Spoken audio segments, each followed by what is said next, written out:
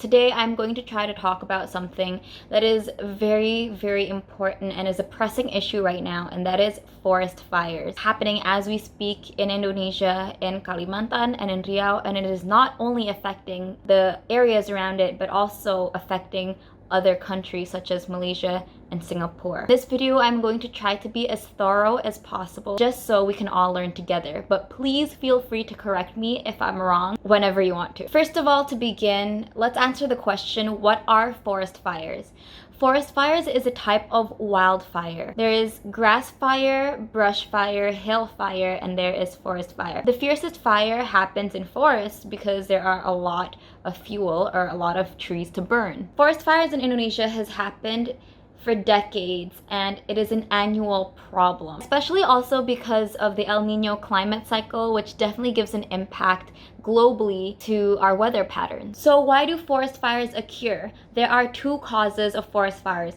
First is natural reasons, and second is man-inflicted or man-made or human-caused reasons. The forest fires in Indonesia has been confirmed to be human-inflicted reasons. How can this happen? Now, this happens mainly because of the slash and burn technique.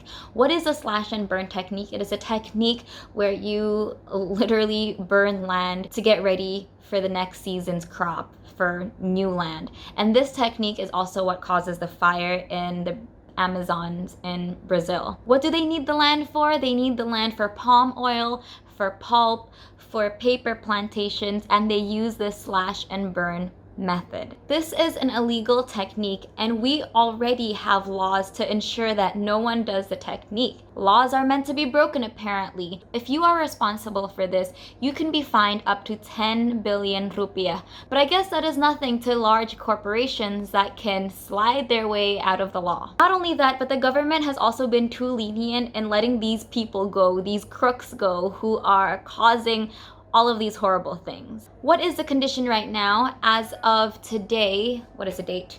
20th of September, Friday, 2019, there has been hundreds and thousands of hotspots. Hotspots are areas which has the tendency to get caught on fire and then spread again. The government has sent dedicated authorities to be in charge of this forest fire.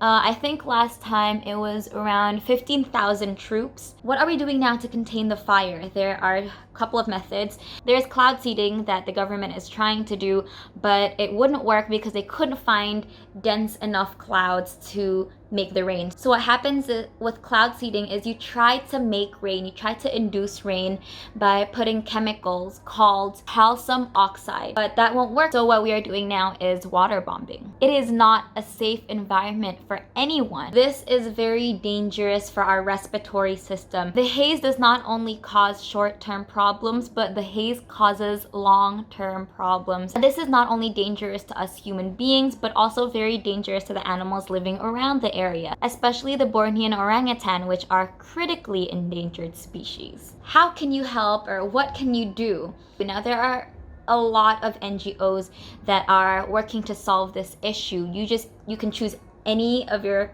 favorite one of an NGO that you trust. You can help donate because there are a lot of things that the people in the affected areas need, and also for volunteers in that area, such as masks. And it's not like, you know, the cheap masks, it's the proper masks that they need for water, for food, for helping the endangered species. It's for a numerous amount of things. Or if you want, you yourself can be a volunteer. But if you are going to be a volunteer and you are going to go there, please take care of your health. Make sure you know what you are doing. Also, what can we do in the future to help stop this? Of course, it has to be from the government as well. They need to be strict about this issue. Also, it all comes down to each and every one of us. We need to take a step back and see the things that we consume. Indonesia and Malaysia is supplying 90% of the palm oil in the world. Can you imagine that?